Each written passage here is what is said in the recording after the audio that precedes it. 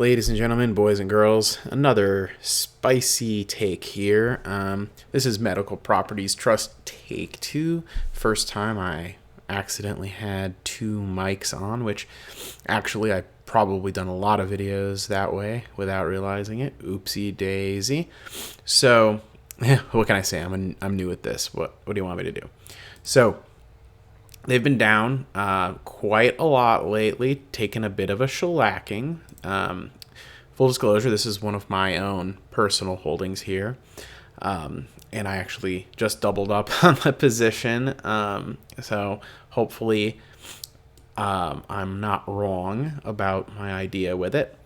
So you got a market cap of $6.32 billion, a current very, very juicy 11% dividend yield. Question is this a value play or is it a trap? Well, I have some thoughts. First of all, the reason it's down so much is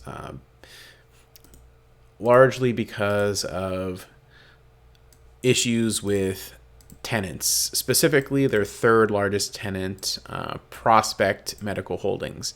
Now, another part of the issue is they actually just came off of a different, separate issue with their other largest tenant, Steward Healthcare. So they really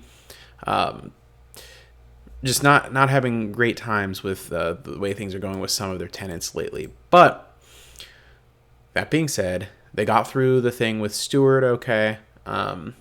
This tenant's big. It's like 11.5% of their revenue or something along those lines. But it's certainly not as big as Steward. So if they were able to navigate the Steward issue and figure out a solution there to where they can now expect for in the foreseeable future to be getting those rental revenues, I think they can probably come up with some kind of solution with their other tenant, Prospect Medical Holdings. So another interesting thing to look at here is the balance sheet, right?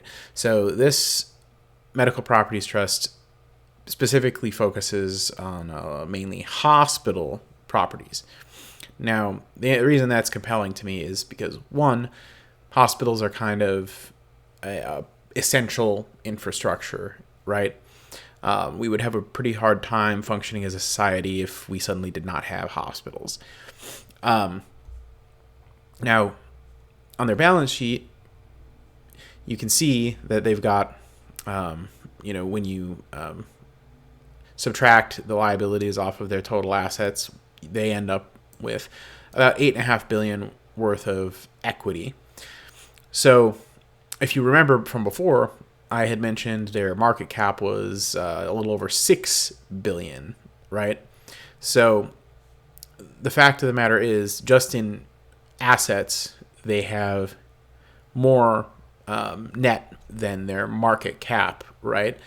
So if you had $6.5-ish billion and you were to pay the current share price, you could hypothetically acquire the entire company and end up with $8.5 billion in net assets. And that's not even, factoring in, what cash they can produce in terms of their funds from operations and whatnot. So you look at the funds from operations, it comes in at 8.94 based on the current share price of $10.55 per share. Now, you compare that to a darling of the REIT and dividend investing community like Realty Income, where they're over 16 at the moment. It starts to paint kind of a picture of something that may be somewhat undervalued based on short-term fear in the market.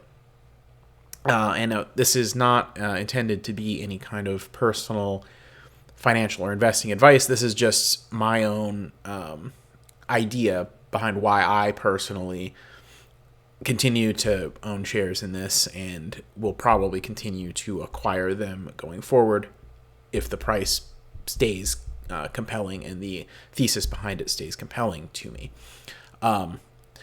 Now, what do you think? Is this a value play or a value trap? Is this a yield trap? Am I making a big mistake by staying in this? Let me know what you think in the comments below. Like, comment, subscribe, do all that stuff to help me with the algorithm, because I've only just begun to fight. Take care and see you later.